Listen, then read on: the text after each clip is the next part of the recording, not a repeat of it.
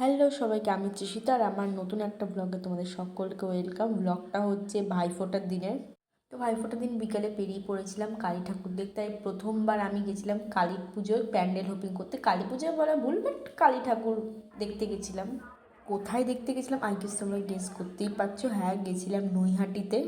তো নৈহাটি স্টেশন থেকে বেরিয়ে প্রথমে দেখে নিয়েছিলাম এই সুন্দর একটা প্যান্ডেল, যেটা সব রিসাইকেবল প্রোডাক্ট দিয়ে তৈরি করা হয়েছিল। খুব সুন্দর ছিল প্যান্ডেলটা, প্যান্ডেলের ভেতরে বাইরে দুটোই।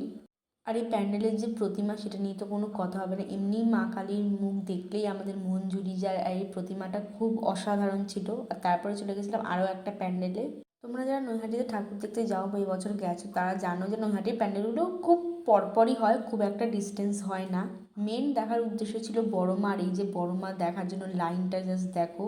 আমি প্রথমবার কোনো প্যান্ডেল হোপিং করতে গিয়ে এত ভিড়ে লাইন দাঁড়িয়েছি শুধুমাত্র বড় মাকে দেখবো বলে।